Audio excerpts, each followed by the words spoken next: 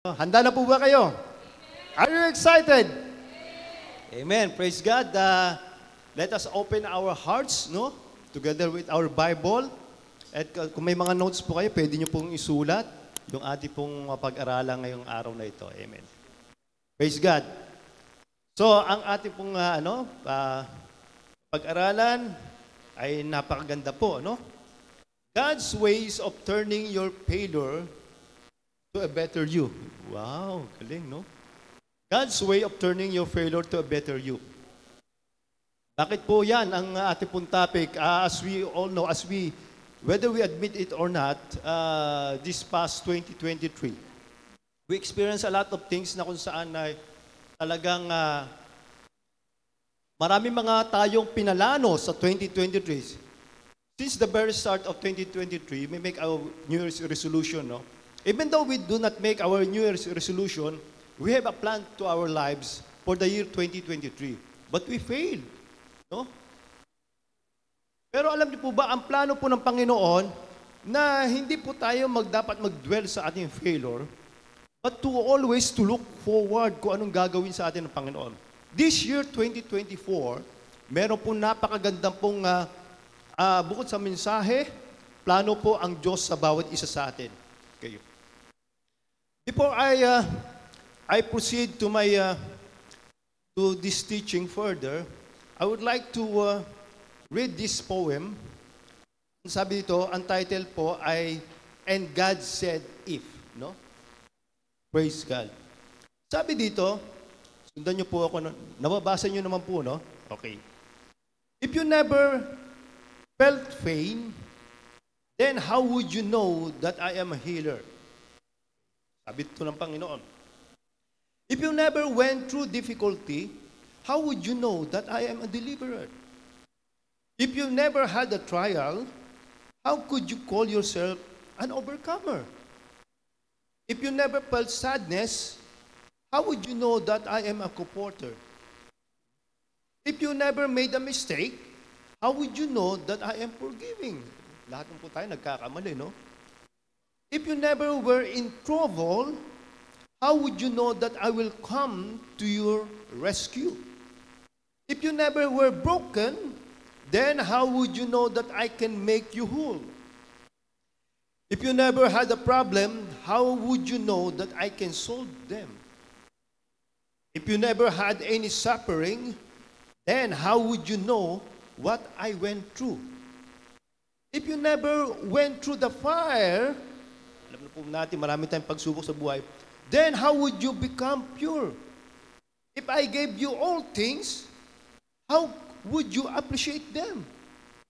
If I never corrected you, how would you know that I loved you? If you had all, then how would you learn to depend on me?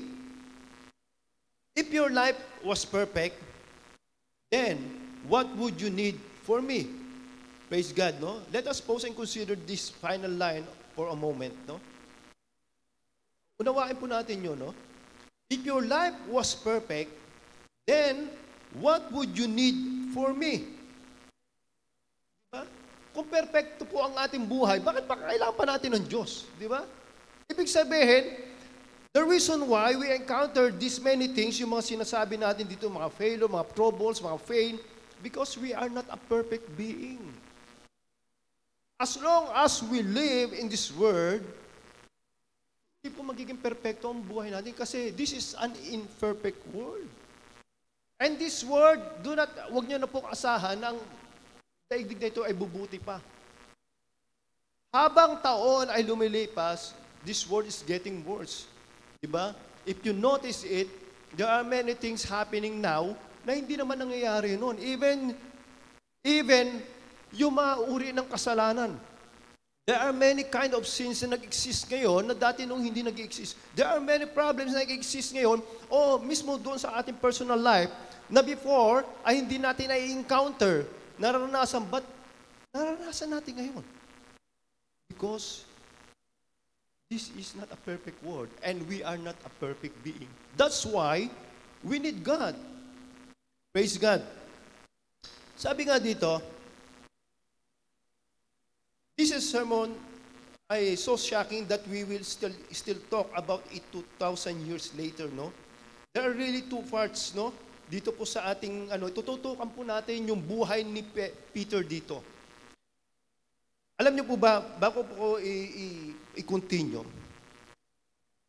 once po tayo nag-read, bumabasa po ng Bible, kung sino po yung character na nababasa po natin, ilagay po natin yung sarili natin sa Kanya para maintindihan po natin.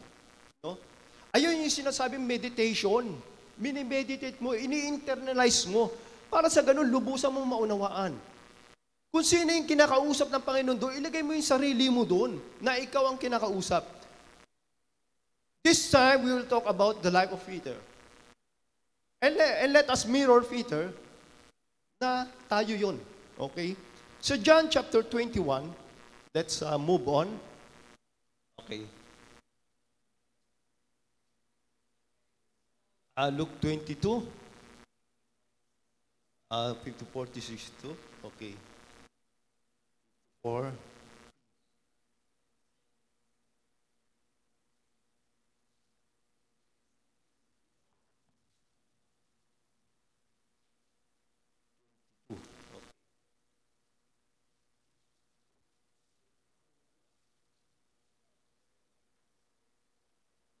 Ay, sorry po. Doon pula sa John, no? Sa John po tayo.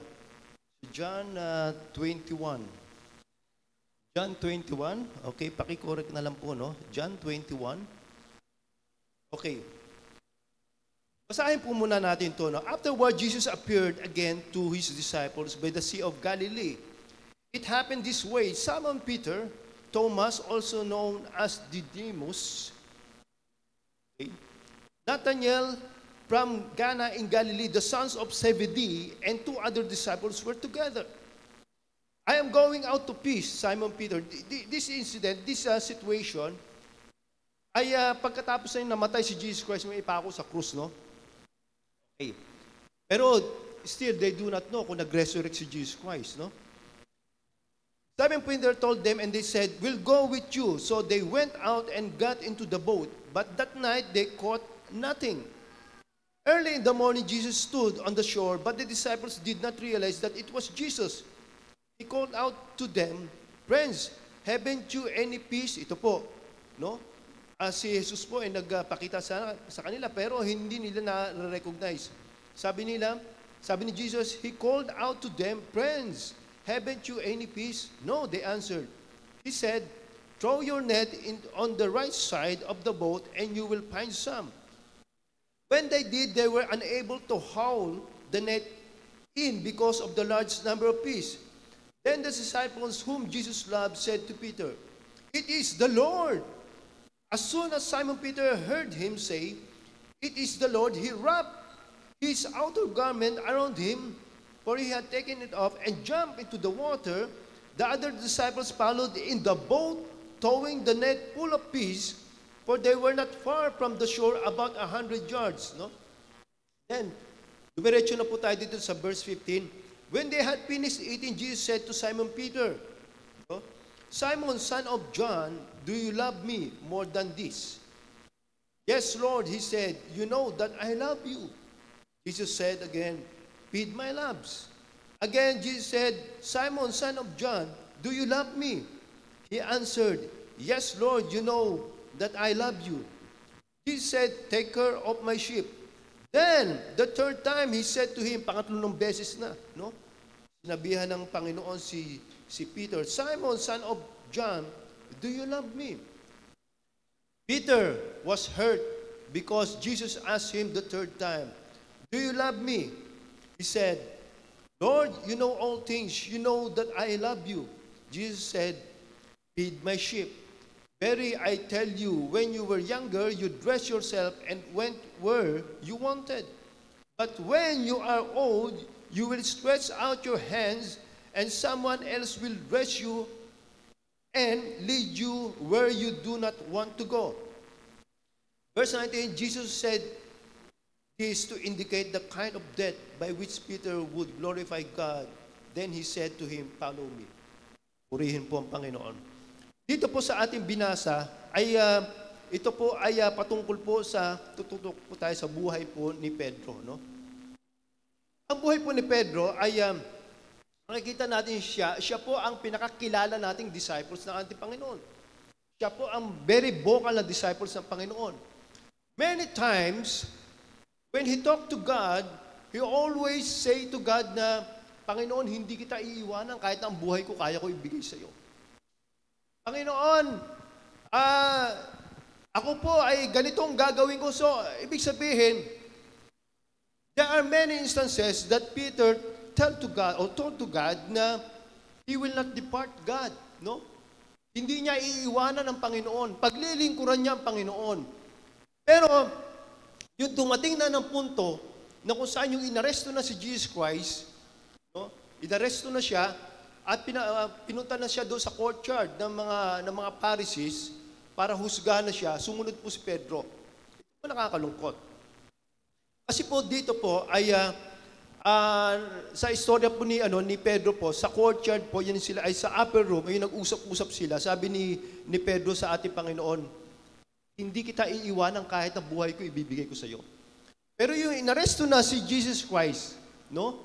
Kinuha na siya doon at dinala doon sa mga Pariseyo para husgahan na, ay si Pedro pa ay sumunod at yung may nakapansin sa kanya na tao na nakakilala sa kanya, sabi sa kanya, di ba ikaw yung kasama ni Jesus? Alam mong ginawa ni Pedro? Di ba, nabasa natin, nag-deny siya. Yung meron na naman lumapit sa kanya, di ba kasama ka nito ni Jesus Cristo? Dininay niya na naman. Hanggat yung pangatlo, dininay niya hanggat tumilaok yung manok. It only tells na hindi siya naging totoo sa kanyang sinabi. Hindi niya pinanindigan ang kanyang sinabi, nag-fail siya. Ilagay po natin sarili natin kay Pedro. Many times in our lives, when we pray to God, no, ibalik po natin gunita kung kaya po nating isipin muli yung mga sinabi na sa Panginoon, paglilingkuran kita. Panginoon, hindi ko na gagawin to. Hindi na ako gagawaan ng ganitong bagay. Hindi na ako gagawa ng ganitong kasalanan. Pero, ano nangyari? Inulit-ulit natin. Sinaktan natin ang puso ng Panginoon. Ibig sabihin, nag-fail tayo. Pero ang Panginoon nakakatuwa. God is really a merciful and forgiving God. Kahit na nag-fail si Pedro, ay nirestore pa rin ng Panginoon si Pedro, tinanggap pa rin. At mamaya papag-aralan natin yung mga bagay nito. Sabi ko nga sa inyo, ilagay natin yung buhay natin kay Pedro. Tayo sa buhay natin, maraming beses tayo nag-fail. Maari yung mga tao na nakasalamuhan natin, o yung mga mahal sa natin sa buhay, mga kaibigan natin, maari tayo takwil. At kalimutan tayo, isumpa. To the extent, isusumpa pa tayo. Pero never ang Panginoon. Huwag po kayong mahihiya. Huwag po kayong matatakot na lumapit sa Panginoon dahil sa inyong kasalanan. Ano mang uri ng kasalanan yan? Kasing laki man yan ng barko, lagi niyong tandaan, kasing lawak naman ng karagatan. Ang pag-iibig ng Diyos sa atin. Kaya huwag po kayong mahihiya, huwag po kayong matatakot na lumapit sa Panginoon. God is always a merciful God. He is a forgiving God and you cannot change it. Kahit na ano pang sabihin nyo, o kung sino pang matalinong tao magsalita sa inyo, na hindi ganun ang Diyos, huwag kayong maniniwala. Sapagkat sinasabi ng Panginoon, dito sa Biblia, na He is a forgiving and merciful God. Palakpakan po natin ang ating Panginoon. Sabi dito, how does Jesus makes our past failure? How does Jesus makes Peter past failure to get back to the Lord, no? Ano ba? Ano ba ang ginawa ng Panginoon? Number one, sabi dito, He sent for him. Diyan sa yun po yung slide na yun. O, sa verse na yun, no? Sa Mark 16:7, ay mamabasa po natin, no? Praise God. Sabi po natin, sabi dito, but go tell his disciples and Peter, he is going ahead of you into Galilee. There you will see him just as he told you. Okay, babasahin uli natin. But go tell his disciples and Peter, he is going ahead of you in Galilee. There you will see him just he told you. Okay. Yung verse po niya, kung ating pong papag-aralan, yung pumunta po sila Mary at yung may kasama siyang babae sa tomb, ay nagpakita sa kanya ang Panginoon, no? Akala nila gardener lang, pero yun pala Diyos. At sinabi, dahil nga nakita na nilang Panginoon, nag-resurrect, sabi ng Panginoon, but God tell his disciples and Peter. If you will notice this verse, why God mentioned the name of Peter?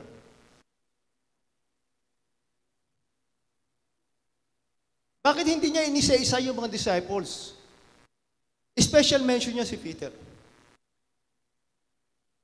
Alam niyo po ba kung mabasahin natin Bible, yung after na dininay ni Peter si Jesus Christ, hindi na natin siya makita kung nasaan na. Walang mention dito kung nasaan na siya.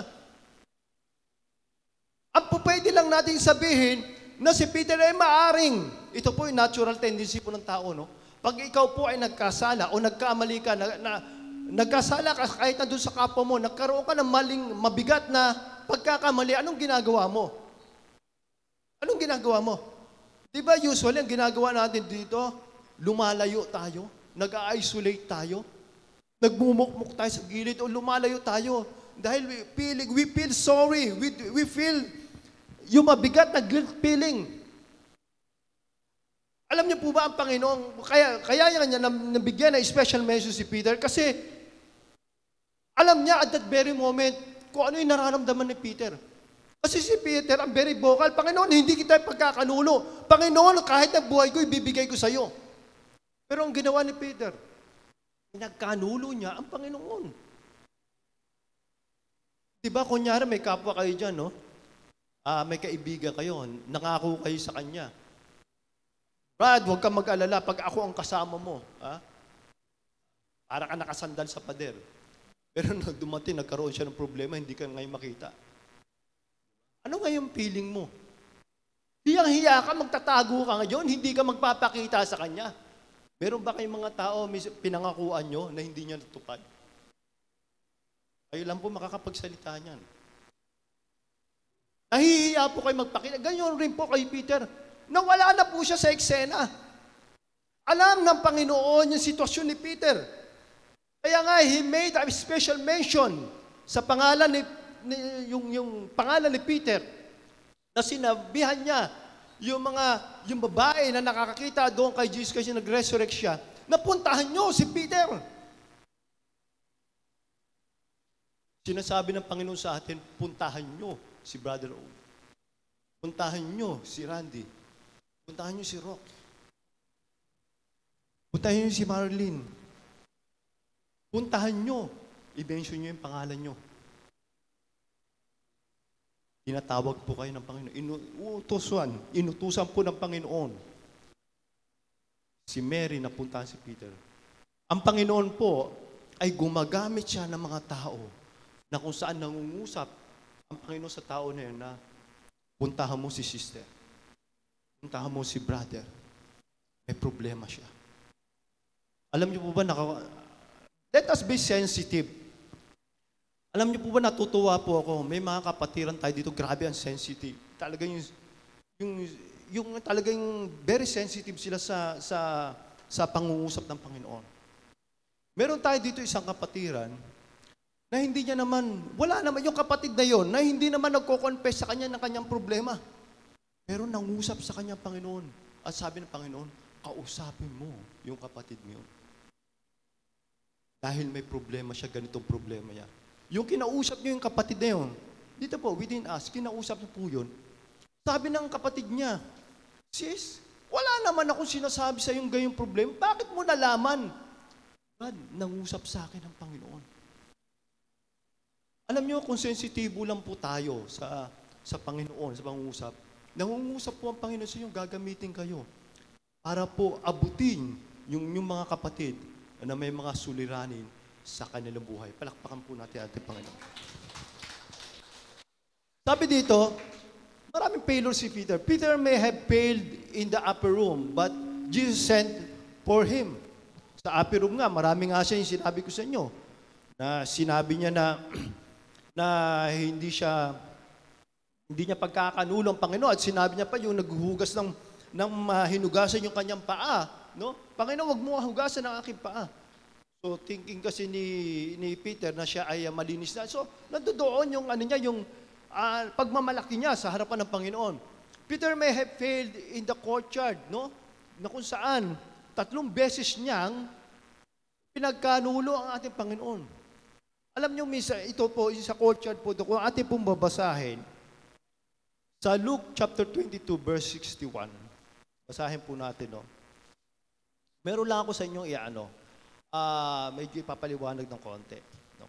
22 verse 61. Sabi dito, Peter disowned Jesus. Sabi dito,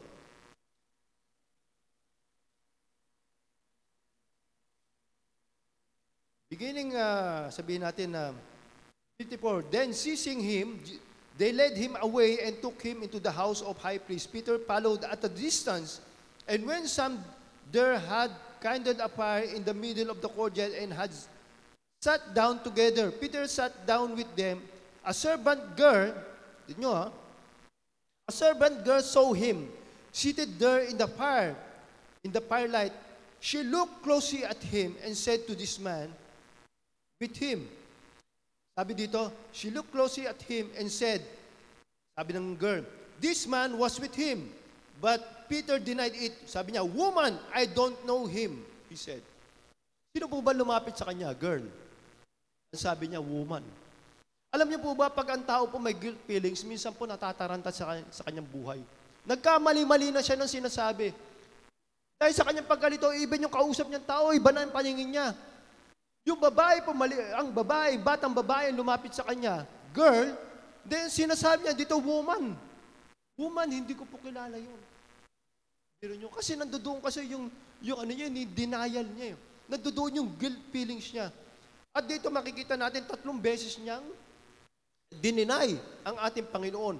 At ang isa pa po nakakalungkot dito, yung nag-deny na siya, tumilaok na yung manok.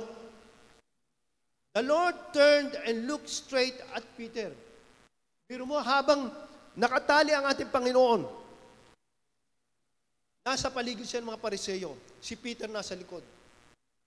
Ginawa ng Panginoon, yung 3 beses niyang dininay Jesus Christ, ang ginawa ng Panginoon, lumingon. Nilingon niya si Peter.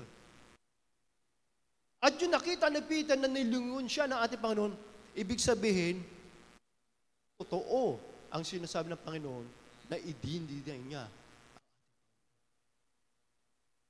Sa ating pong buhay, ilang pong beses natin dininay ang ating Panginoon.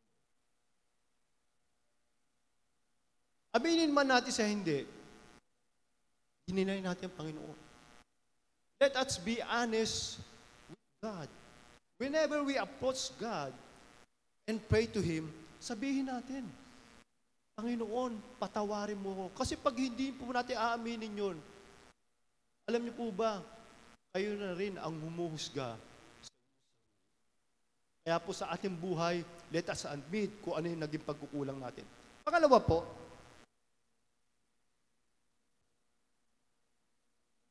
He met with him. He met with him. Sa Mark 16, Luke chapter 24, 34, sabi dito, then some of our companions, Luke 24, 34, and saying, it is true, the Lord has risen and has appeared to Simon. In saying it is true, the Lord has risen and has appeared to Simon. Okay, ito pong sitwasyon na ito ay meron pong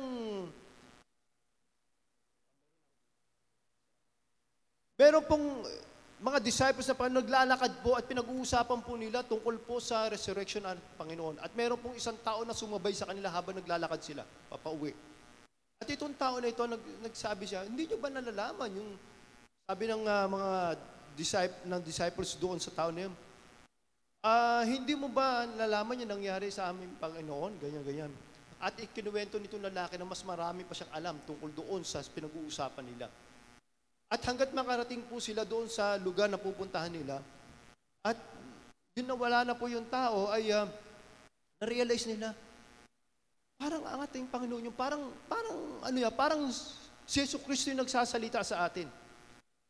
Parang alam niya lahat ng bagay kasi inistorya ng lalaki na nakasabay nila na lahat ng bagay patungkol sa ating Panginoon simula pa yun sa Old Testament, no?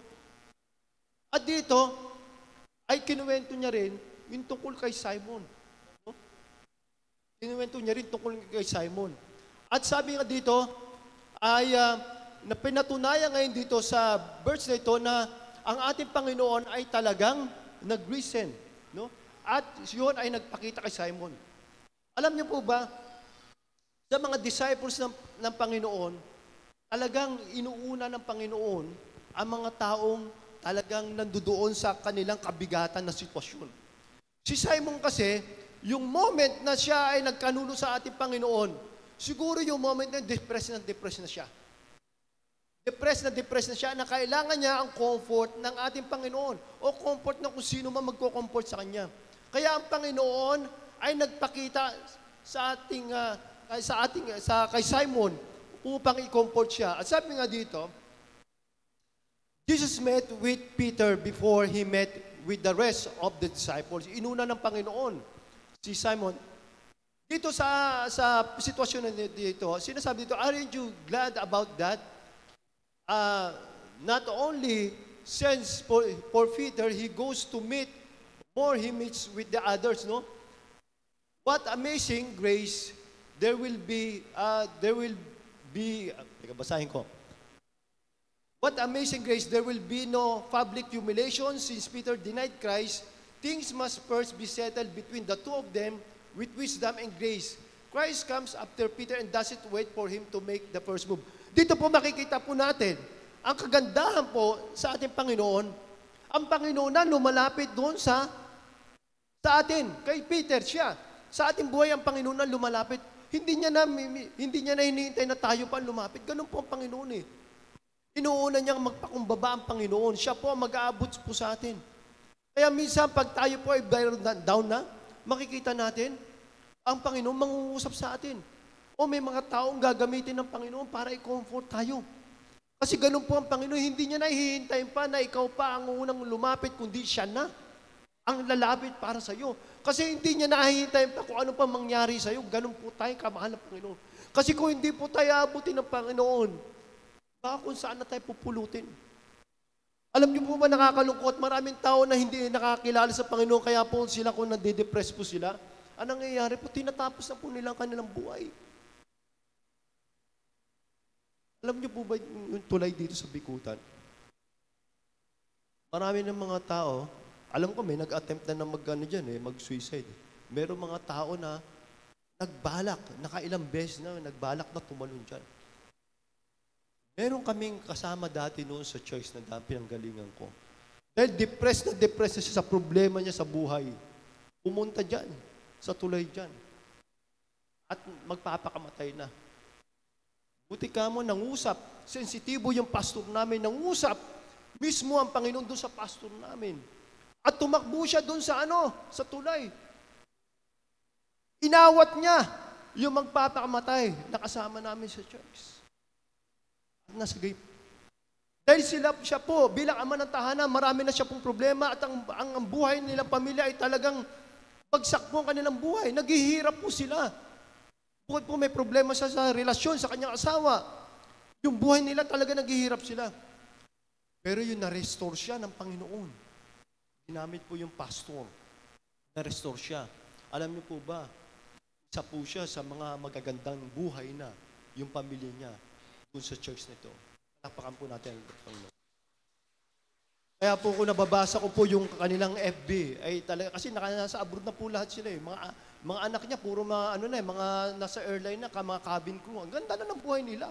Papasyal-pasyal na lang sila sa Dati kinukwento niya, Brother Raul, yung isang hotdog. Alam mo ba, yung mga anak ko, isang hotdog ha, ilan sila naghahati doon. Tuwan-tuwa yung mga anak niya kasi bihira lang sila makakain ng hotdog eh. Diba? Marami dito sa atin, pag naghanda ng hotdog, minsan nagreklamo pa eh. Buti nga may hotdog pa nga eh, diba? Pero yun, sa kanila, hirap na hirap sila. At saka hindi sila pinapansin ng kanilang mga kamag-anak. Kasi pag alam niyo po ba, pag mahirap ka, wala kang kaibigan, pati kamag-anak mo, tatakwil ka. Pero sa totoo lang, yung yumaman na sila, alam mo, yung mga kamag-anak nila, talagang babait sa kanila. Oo, babait, very sweet, talagang Pero sila bilang Kristiyano, siyempre, hindi naman nila inaano yun. Hindi nila tinuturing na hipokrito sila o yung mga pagkukulang kamag-anak nila, hindi nila po iniisip po yun. Yung mga kamag-anak nila, tinutulungan pa nila. Purihin po ang Panginoon. Palakpakan po natin ating Panginoon. Okay. Pangatlo po,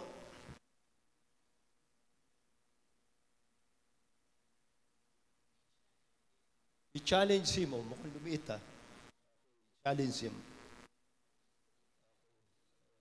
Challenge him. Okay. Dito po sa John chapter 21, yun nabasa po natin, John chapter 21. Dito po, makikita po natin yung namatay po si Jesus Christ, yung mga disciples po ng Panginoon, nagbalikan doon sa kanilang mga trabaho. Kasi wala nang pinuno sila eh. Akala nila, tapos na lahat eh. No? So, bumalik uli sila doon sa kanilang mga pinagkakabalahan, sa kanilang mga hanap buhay. No? At dito po, makikita natin na ito pong binasa po natin, ay naglayag po yung mga disciples sa Panginoon doon sa dagat upang mangisda. Naglayag po sila. Buong gabi hanggang inabot po sila umaga, wala po silang nahuli. Wala po silang nahuli. Alam niyo po ba, sa ating pong buhay, hindi po porket na tayo po ay talentado, tayo po ay matalino, tayo ay ganitong posisyon natin, huwag po natin ipagmalaki sa Panginoon na kung wala ang Panginoon sa ating buhay, magtatagumpay tayo. Marami pong tao, ginamit na ang lahat ng bagay sa kanilang buhay. Talino, nakapag-aral na ganito, nag-master, nag-PhD. Wala naman ako sinasabi na hindi po maganda po yun. Tama po yun. Kayo. Pero if you rely to those things, kung anong meron kayo, ipoprove ng Panginoon na you cannot prosper in your life without relying to God. So maghapon sila, gabi, hanggang inumaga sila, wala silang nahuli. They think they could back to their normal lives. Pero what happened? Nothing.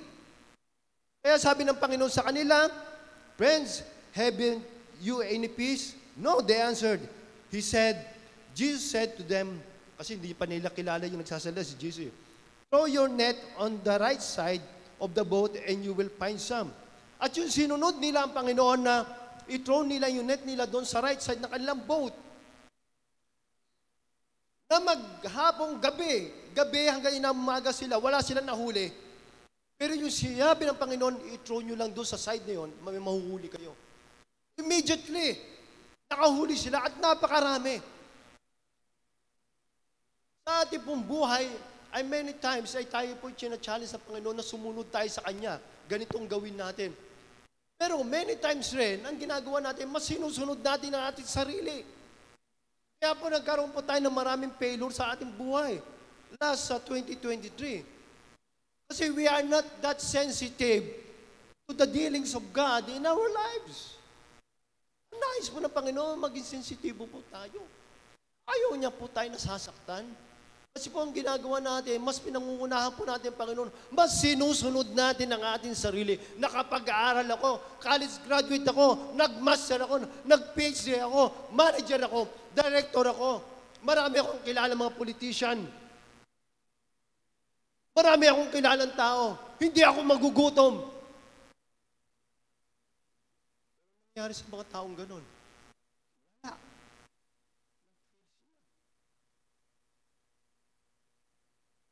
Kasi po, minabuti natin, sundin ang ating sarili. Why not? Ang Panginoon ang sundin natin para hindi po tayo mag-fail. Pero napakaganda po sa Panginoon. Kahit po tayo nag-fail, Open arms pa rin siya na tinatanggap tayo at pinapatawad tayo. Remember, our God is a very, very merciful and loving God. Palakpakan po natin ating Panginoon. Praise God.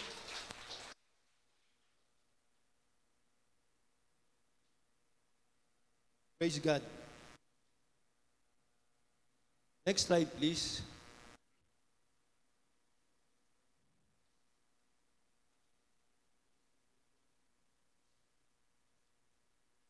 Sabi dito, He reinstated him. God reinstated Peter despite na many failures o marami siyang shortcomings sa kanyang buhay. Dito po sa John chapter 21 verse 15 to 17. When they had finished eating, Jesus said to Simon Peter, Simon, son of John, do you love me more than this? Yes, Lord, he said, you know that I love you. Jesus said, feed my lambs. Again, Jesus said, Simon, son of John, do you love me? Peter was hurt because Jesus asked him, yun na, the third time na, no? Jesus, the third time he said to him, Simon, son of John, do you love me? Peter was hurt because Jesus asked him the third time, do you love me? He said, Lord, you know all things, you know that I love you. Jesus said, feed my sheep. Alam niyo po ba, ang Panginoon, despite po na tayo nagkakamali, nagkakasala, binabalik tayo ng Panginoon sa Kanya. Tinatanggap pa rin tayo ng Panginoon. Pero dito makikita po natin si Peter na 3 beses po siyang kinausap ng Panginoon. Kasi maraming beses rin siya na nangako sa Panginoon na nag-fail siya eh.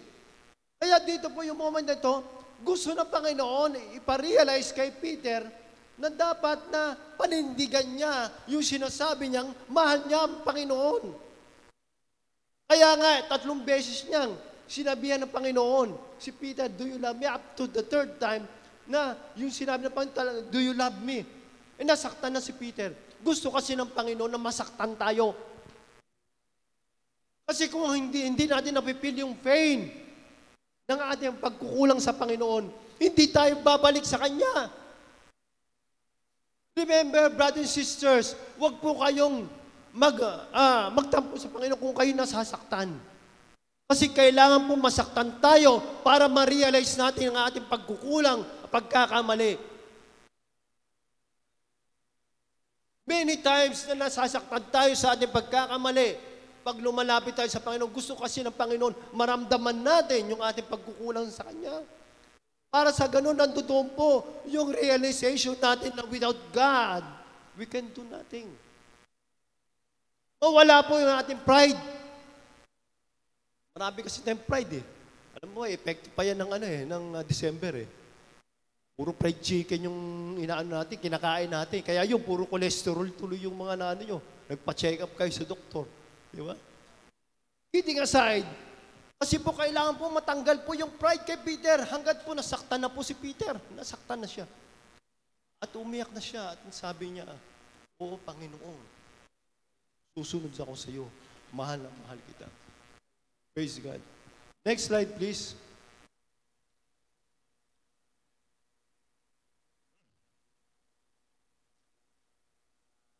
God re-enlisted him.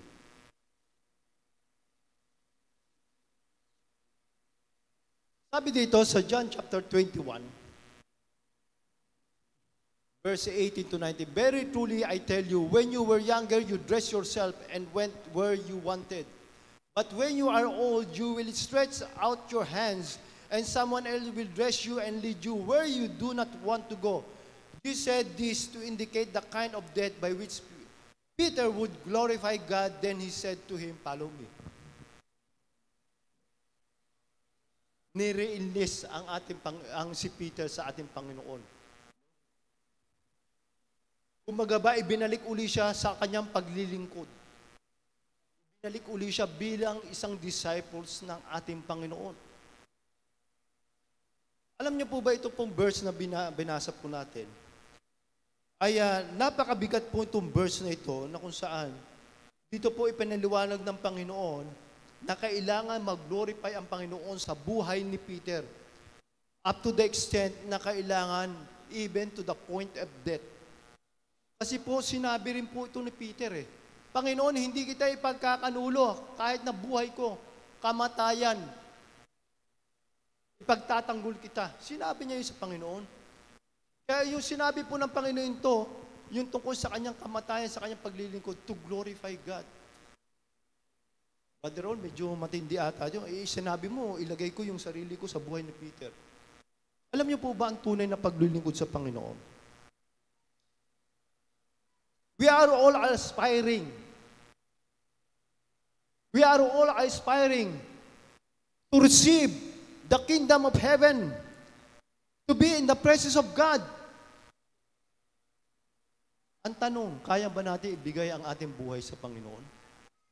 Kapatid, this is a very frank, straight to the point question. Kung hindi mo kasi kayang ibigay ang buhay mo sa Panginoon,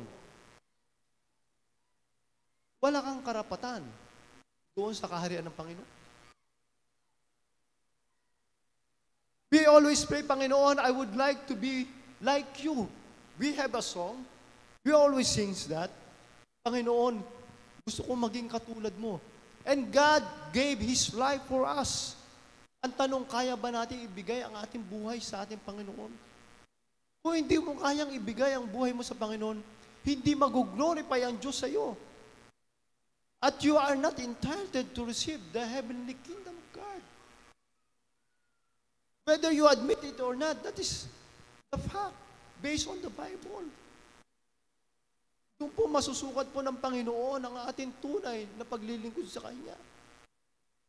Sa ating pag tayo nagsisharing ng Bible iba nga lang ano ba yan? Mag-ano tayo, mamaya makarinig na naman tayo ng masamang pag tayo nagsisharing ng Bible. Ayun lang makarinig ka pala ng salita maayaw ka na Ay, ayoko mainit. Ayoko mag-evangelize, mainit. Mainitan ka pa lang Nagre-reklamo ka na, hindi mo na maibigay sa Panginoon Ako nga, pag nagkukwento nga ako sa mga kapatid, hindi ko naman sinasabi may mga weakness rin ako. Sabi ko nga sa ibang kapatid, naranasan nyo na bang punitan kayo ng Bible sa harapan nyo? Mag-share kayo. Ako, hindi ko pinagmamalaki ng Panginoon, hindi ko naman kaya Ako po, pinunitan na ako ng Bible sa harap ko. Pero naging dahilan ba yun para ako tumigil sa pag-share ng Word of God? Yung sa atin, makapag yung binigay lang, yung inabutan lang ng tracts yung isang tao at tinanggihan, ayaw nang sumama sa mga evangelism Kasi may pride siya Hindi niya pa kayang i-glorify ang Panginoon sa kanyang buhay. Ayoko sumama niya kasi mainit ayoko sumama niya kasi umuulan kung ganun ka, you are not worthy to receive the kingdom of God. Pero natutuwa po ako sa mga kapatid na nakakasama po natin, mga babae, lalaki, bata, yung mga nanay natin, tatay natin, nakakasama natin sa evangelism, lalo na sa pangunguna ni Brother Randy. Makikita nyo yung mga apoy sa kanila. Hindi sila nagre-reklamo. Purihin po Panginoon. Ayun po yung hinahanap po ng Panginoon. Doon lamang po pinapakita nila ang kanilang sincerity to share the gospel of God. Palakpakan po natin ating Panginoon. At panghuli po, praise God, sa ating conclusion, from beginning to end, Jesus believed in Peter more than Peter believed in himself. So it will be for all of us. If your life was perfect, then what would you need me for? Sabi ng Panginoon. The real hero of Peter's story isn't Peter. The real hero is Jesus. Sa ating pong buhay, ang talagang hero sa atin, kaya na-overcome natin ang mga pagsubok. Kaya pa rin tayo, we are still standing in Christ. We are still here, worshiping God. Hindi po dahil tayo po magaling, kundi dahil po sa ating Panginoon. That is why John chapter 21 is in the Bible so that all of us, Peter types, would know that though we fall again and again, by God's grace, we can keep on getting back up. Kahit na po tayo ay ilang beses po tayong magkasala, magkamali, nandiyan pa rin ang Panginoon na tatanggapin pa rin tayo. Palakpakan po natin ang Panginoon. Amen. Praise God. Sige po, bago po tayo manalangin, let us sing one worship song. Purihin pong Panginoon. Sana po ay meron po tayo natutunan sa maikli pong pahayagan ng salita ng Diyos. This January po ay magkakaroon naman po tayo ng street evangelism. We hope na makasama po namin kayo. At kung hindi naman po namin kayo makasama, sama niyo po kami sa panalangin.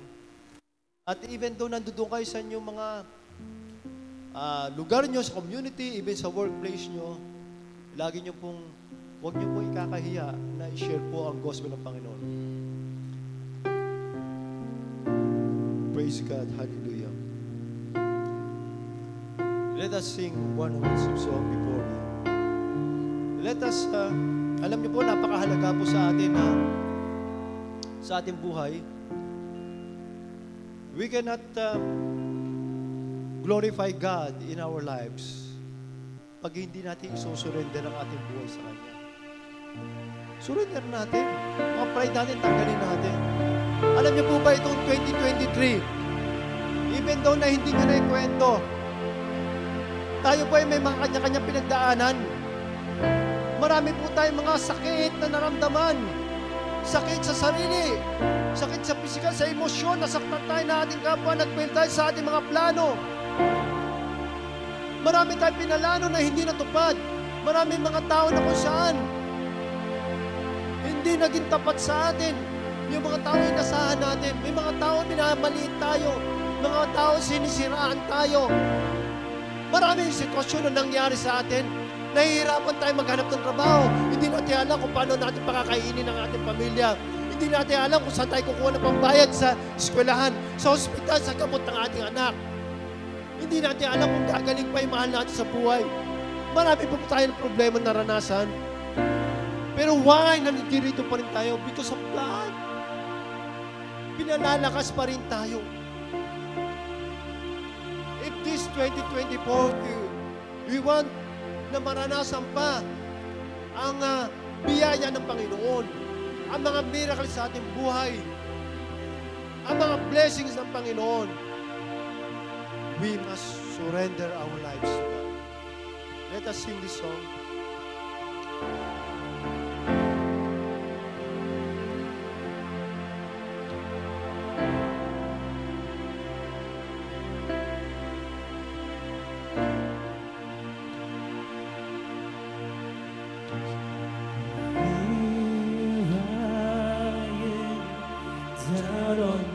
Let us meditate this.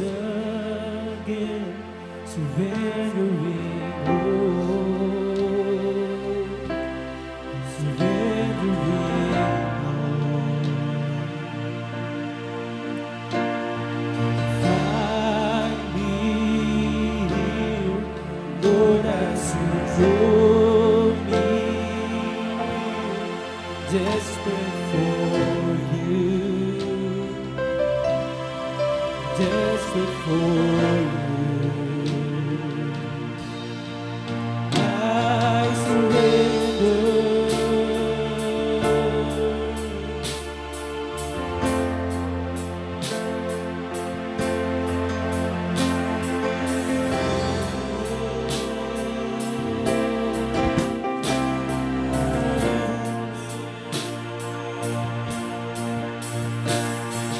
Raise my soul.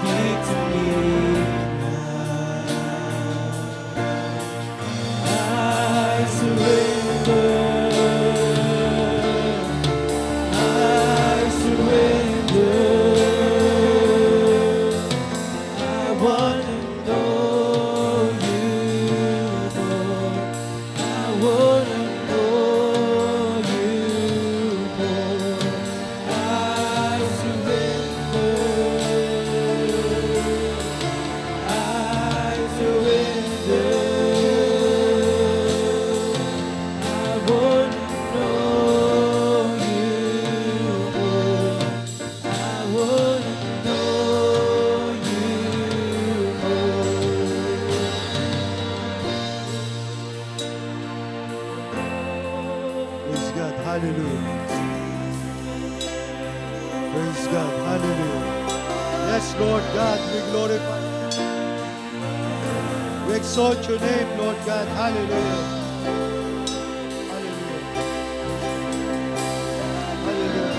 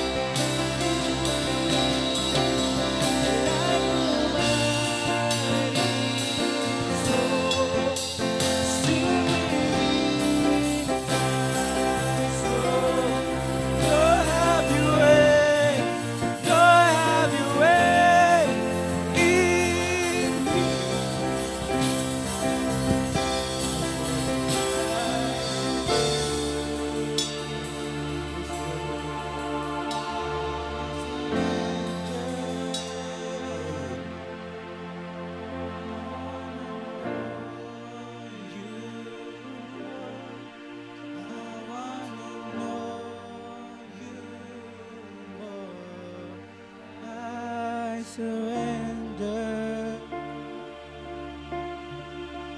I surrender.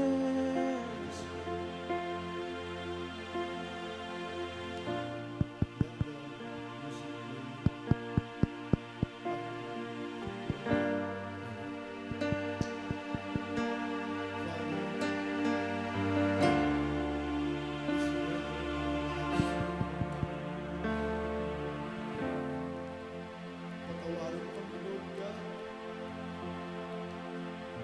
Many times in our lives, we fail to surrender. Sinasabi lang namin, Lord God, nag-surrender kami. Pero sa kinikilos ginagawa namin, hindi talaga kami surrender. Kaya we experience many failures in our lives for this past year, 2022. May mga bagay na hinangad kami. May mga bagay na kailangan kami. Because of this. Never kang nag-fail sa amin. Kami ang nag-fail sa iyo.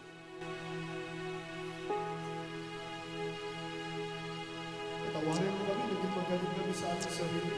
Believe kami sa aming sarili. Sinasabi namin sa aming sarili, Panginoon, hindi ka namin kailangan. Talino ako, Panginoon. May pera ako, Panginoon. Ganito ang posisyon ko sa aking trabaho. Hindi ako tulad ng ibang tao.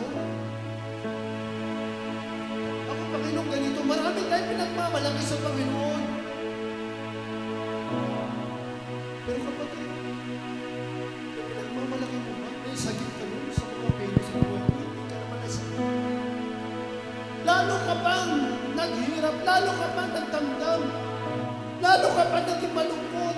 Wala akong kapayapaan kasi nagtiwala ka sa iyo. Hindi ka nagtiwala sa iyo. Katulad ni Pedro, bilib siya sa kanyang sarili kaya nag-praise. Nag-fail siya, nangako siya sa Panginoon, Panginoon, hindi ko magagawin ko.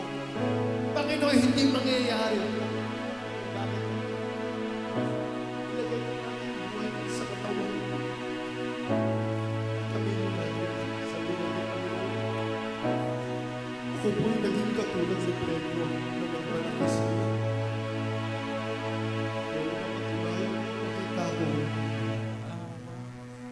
walang mabuting nangyari sa akin. Panginoon, this 2024, hayaan mo, Lord, maging totoo ako, mag-surrender ng buhay sa iyo. Upang sa ganun, magkaroon ng katagumpayan at kapayapaan ng aking buhay. Sa oras na ito, I would like na ang bawat isang po sa atin mag-pause for a while, even a minute, to talk to God and admit our shortcomings to Him. And let us repent.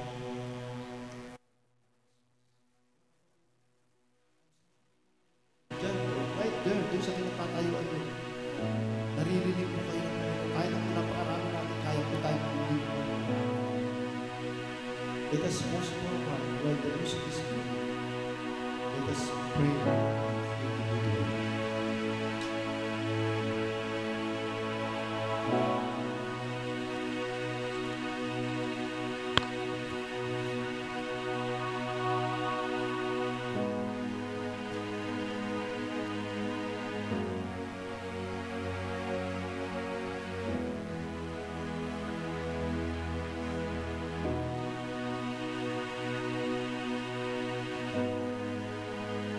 Kami po sa pangalan ng Jesus. Narinig mo po ang panalangin ng mga anak. Patawarin mo po kami, ang aming buhay. Sumula sa Panginoon. Tutuhanan namin ang sinusunod sa iyo. Ikaw po ang manguna sa aming buhay. Iniwanan ang sarili. Panginoon, pagpalain mo ang bawat isa ng Panginoon at hinagay mo kanina sa pipili ng buhay at inamin mo ang Panginoon ng Diyos. Maraming salamat po, Lord, sa pagkawalan na hindi mo sa amin. Panginoon, ang aming buhay ay mula. Pinagkakaliwan sa iyo. Panginoon, ito po aming dala sa pangalan ng Jesus.